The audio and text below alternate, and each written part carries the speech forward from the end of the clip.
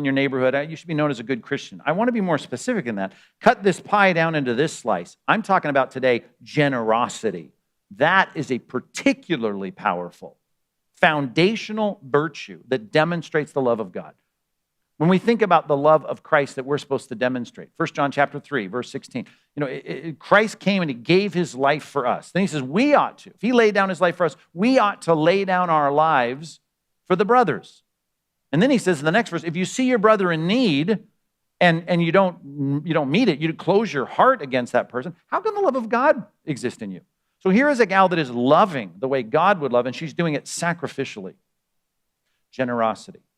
Now, you sit back, you hear the pastor telling you, hey, we need to be generous Christians inside the church and outside of the church. Just like you probably had a generous person that was some kind of maybe paradigm-breaking personality that you thought, well, I guess not all Christians are hypocrites and arrogant and narrow-minded. This person's loving me, caring for me, generous toward me, and they broke the mold. I'm just saying, when you think about that, the pastor just exhorted you, okay, be a generous person. Be that beautiful person to people around you. I wonder how you respond to that. I'm pretty generous. Okay. If I got up here and I said this, hey, I just want to tell you how generous I am. Compass 2020, I'm going to talk a little bit about it next time. 2 years ago, pastor got up and talked about 2020 planting churches and establishing ourselves here for the next 20 years and building the CBI and all that. It was going to take money, and so the pastor talked about money. So, I got really generous. I gave $30,000 to the Compass 2020 fund. Gave $30,000 to them. Oh, and by the way, you want to talk about my generosity? I had this thing I got in the mail about this great, soup kitchen up in Santa Ana, and I just saw they had a need. I wrote them a check for $1,000. And then I realized, got to know some missionaries here in our church, and I sent $2,000 over to their missions organization because I thought, I just want to support them. There was a family in my small group, and they kind of fell on some hard times. I just knew they talked about things were tight. I wrote them a check for $1,000. So I just testified to you, I gave $34,000 away the last couple of years, just because I'm a generous guy. Now, if that would impress you, okay, you'd need to know more. Because if I said, well, I just want to let you know, when it comes to numbers like this, I also inherited $800 million from my in-laws 2 years ago. So when the pastor started talking about Compass 2020, I was like ready. Johnny on the spot, 30 grand right there, bam. And I gave that $1,000 to that soup kitchen, and I gave $2,000 to the missionaries, and I gave $1,000 to that family in my small group. Ha! Now, do you think I'm generous now? You don't think I'm generous. Why? Because that's, ready? 0.00004% of my windfall. Right? That's like you, if you got 80 grand in the bank, you're giving 3 cents. Okay? Compass 2020? Yeah, I got you right here.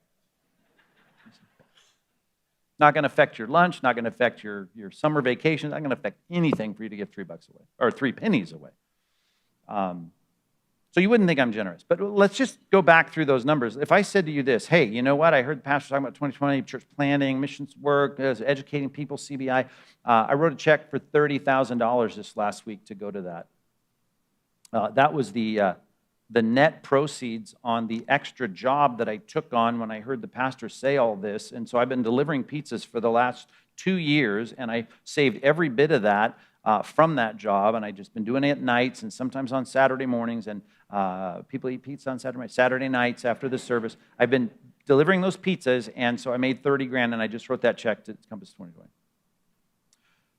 Oh, and I learned from my dad some great plumbing skills, and I'm not so bad at it, and I just kept my ear open. In the last 2 years, I've had like 3 families have some serious plumbing problems, and I know how expensive it is. So I've gone over to their house, and I've gotten under their kitchen sink, and I went through and got my snake out, went out. I've worked on 3 people solve their serious plumbing problems. It took me hours. One night I was at this place until 1 in the morning. My neighbor lost her husband, and I just know she's too elderly to cut her lawn. So every 2 weeks for the last 2 years, I've been cutting my neighbor's lawn, just going out there and just keeping the lawnmower up to speed and buying gas for it, make sure it's got oil. Been doing that for 2 years. And then I got another guy around the corner, and they got 2 kids, and they unexpectedly, they were surprised, I got a 3rd kid on the way. And, my kids are now, pretty much up and out. So we took our Honda Odyssey, and I just signed the pink slip over to them because they didn't have a car, and so I gave them that. Yeah, I might have, 10, 12, 15,000 bucks in the bank, but I did all of those things. Now, if I ask, what do you think of that? I think you'd say that's way different. Same $34,000. But one of them, right, cost me nothing. Literally 0.00004% of my wealth. The other one cost me a lot. Cost me sleep, cost me effort. I didn't get as much time in front of my Netflix show. I ended up, having all kinds of calluses on my hands. All the nights I could have been watching what I want to watch or doing what I want to do. I was delivering pizzas. You'd say, well, that's. You might even say this. That's a beautiful thing you've done. It's really a beautiful thing you've done. You mean you just signed the pink slip over it? Yeah, did that. Besides me telling you about that from the platform, none of this is true, by the way. That would be a beautiful thing. Wouldn't be a thing to boast about, but it'd be a thing to say, wow, that's a Barnabas kind of thing. Because when Barnabas saw that the church was in need early on, he saw people had needs and they couldn't meet it. And he said, well, I can't meet it either, but I got an asset. I got some real estate. I'm going to sell that real estate. I'm going to liquidate that. I'm going to bring it, lay it at the apostles' feet and say, please meet the needs in the church. Barnabas was that kind of guy.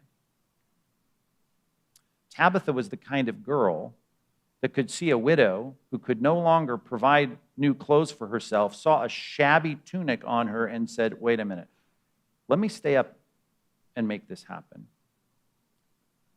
Gazelle was a good name for her. Beautiful. Matter of fact, let me distinguish these 2 things in wisdom literature. Go with me to the last chapter of Proverbs, just before I put this point to bed. Let's just look at this passage. When the writer here in Proverbs compares the external form and beauty and the shiny eyes and the nice smile of the beautiful woman and says at the end of all of this, you know what? Beauty is vain, right? It's fleeting. Charm is deceitful, right? How sweet and wonderfully she flips her hair over her shoulder, right? But a woman who fears the Lord is to be praised. But that's what he says. Now, all of that doesn't mean that the gal that he's praising in the passage isn't beautiful. It's just the focus on this passage is a lot like the focus of Luke saying, here is a beautiful woman right here. And let me explain to you what kind of woman that is. Now, I know you gulp when you think about Proverbs 31, and there's all kinds of things in it, but let me highlight just a couple of things that I think might just help us understand Tabitha a little bit better. Look at verse 16. She considers a field and she buys it. With the fruit of her hand, she plants a vineyard. She dresses herself with strength and makes her arms strong. And she perceives that her merchandise, her dealings, her marketplace work is profitable. And her lamp doesn't go out at night. She puts her hands to the distaff and her hands hold the spindle, right? That's her stuff to make clothing. And she opens her hands to the poor and reaches out her hands to the needy. Now, I know the context here is going to include her household. She's going to love the people nearby. But I just want to show 16, 17, 18, and 19 all prepare us for this statement. She's got money in her bank account because she's, quote unquote, delivering pizzas so that she can see a need and meet it. It's the widow saying, look at the dresses that Tabitha made us. It's amazing. She made them. She didn't pass us a gift card. See, generosity is generosity when it's sacrificial. And some of you think you're generous because you let a few things out of your hands that really didn't cost you anything. Right? When David wanted to be generous to God, he didn't let Aruna give him the threshing floor. He said, I'm going to pay for it because I'm not going to give the Lord something that doesn't cost me anything. And you ought to think that way, really, when you start evaluating how generous you are. How generous are you? Really, think about it. And I will tell you, at least biblically, in this particular strata of your character, I'm going to tell you how beautiful you are based on how generous you are. She was generous, and look at this passage. The woman that is praised here is a beautiful heart. Think about it, verse 18. She perceives that all of this work she's doing is profitable. Why? So she can be rich? No. So she can dress her kids in the nicest? No, it talks about that. She does dress her kids well. But this passage is about her lamp not going out at night, not because she's watching the glow of her favorite TV show, right? Because she's working at this mill, this what do they call that thing where they make clothing? That thing. She's working at that. City folk talking about stuff that we don't understand. She's doing all. She's staying up late at night because she's generous. It's sacrificial generosity. That's beautiful. And you know what? Non-Christians start to notice that. Verse 24, she makes linen garments and sells them. She delivers sashes to the merchants. She's doing all of that. Right? Strength and dignity are her clothing. She laughs at the time to come. She's ready. She's prepared. All of that at the end, there's the punchline, verse 30. Charm is deceitful, beauty is vain, but a woman who fears the Lord is to be praised. Give her the fruit of her hands. Let her works praise her in the gates. And here we are, 2,000 years later. I'm just praising a woman that should rightly be praised. And she should be praised, Tabitha, because she was a beautiful woman and I have no idea what she looked like. But she was generous. And you know what? The town thought she was beautiful. And I just wonder, how beautiful are you? The more beautiful you are, the harder it is to call you arrogant, narrow-minded, hypocritical. People give a lot of grace to people that are beautiful, right? You know that. And all I'm telling you is, you can change the reputation that people have about us, one person at a time, one coworker at a time, one neighbor at a time. The question is, how generous are you? How much are you willing to work to show that people mean more to you than your stuff or your time or your convenience? Talk a lot around here about going the extra mile, staying the extra hour, and spending the extra dollar. And I'm saying all of that needs to happen to make sure that you let your light shine before men, that they might see your good works.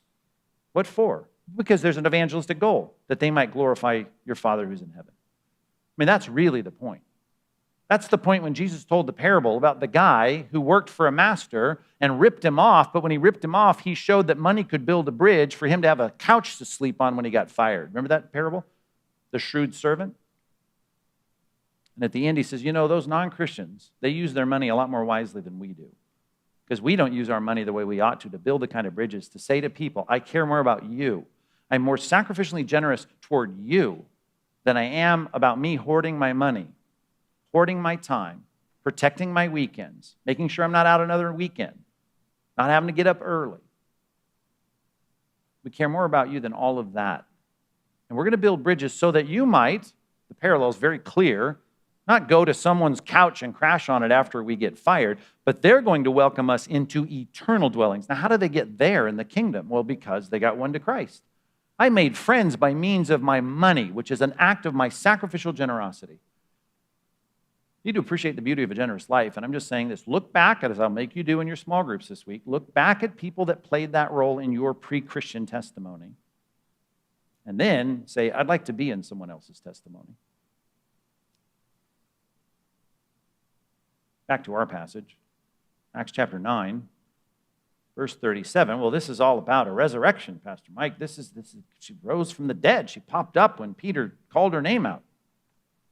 Demonstration of power. Get that.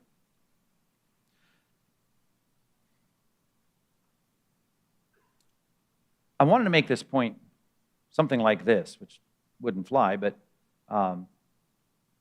make sure they miss you when you die. Now, that'd be a good point, right? Because I'm telling you what, I just wonder what it takes to have this group of people say, go get Peter. He's only 4 hours away. It's going to take you 4 hours to get there, 3 or 4 hours to get back. I mean, we can wait 6 hours and fan this body and hope that everything's still okay. And I don't know, can we get him back? Can we get her back? We want her back. The beauty, right, attraction of a generous life is that when that beautiful, sacrificial, generous person is gone, people like, I don't want that person gone.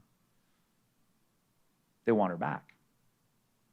Now, I know the distinction between a real resurrection that hasn't happened yet. The only one that has ever happened is Christ, the real resurrection where they are resurrected into immortality, right? A body that is impervious to death and decay. It's only been one of those. He's the first fruits of those who will be resurrected. That's 1 Corinthians 15. But there have been some resuscitations. We call them resurrections because man, the resurrections, right? It's not your heart skipped a beat or, we did CPR on you and got you back. This is like they're dead, right? They're dead. So we know it's a miracle. We can put it into the rubric or the category of resurrection, but it really is a resuscitation because like Lazarus, like Jairus' daughter, right? They all go on to die. Tabitha died. Her body died later. But the resuscitation is an interesting thing. They loved her so much. They cherished her so much. They depended on her so much. The widows are saying, look at what she did for us. We want her back. I'd like to take that, if I can just, stretch your theology, make sure you're thinking this morning. I can take that picture of a righteous life that they want back and take that and put it down into this deeper foundational truth and say, isn't that really what the ultimate resurrection is like? Isn't it? Don't we want the righteous to be resurrected? Don't we want the good people to be resurrected? Oh, you're skating on thin ice. I thought you believed in grace. I do. I believe in grace. I believe we were saved by grace, right? Through faith. I get that. I understand that. As a matter of fact, let's quote the passage that you're trying to quote. Right? Ephesians 2, 8, and 9. I understand that we're saved by grace. It's not a result of our works that no one can boast. We cannot boast about it. We don't get saved by doing good things. I know that. But you do know verse 10. The thought's not done until we understand this, that we are his workmanship created in Christ Jesus for good works. You live those good works out, and guess what? People will miss you when you're gone. To the extent that you are really sacrificially generous, they will want you back. And you know what? There's going to be a place where they're going to get you back. The eternal state. The kingdom is going to be filled with those that are resurrected who have been good. What? Really? Good. That's right. Good in a relative sense. I get that. There's none good but God alone. I've read that passage too. I know that. But here's the idea. You need to have a life that befits not only people really mourning for you when you're lost because they'd love to have you back, but living a life that befits that foundational paradigm, which is the resurrection of the righteous.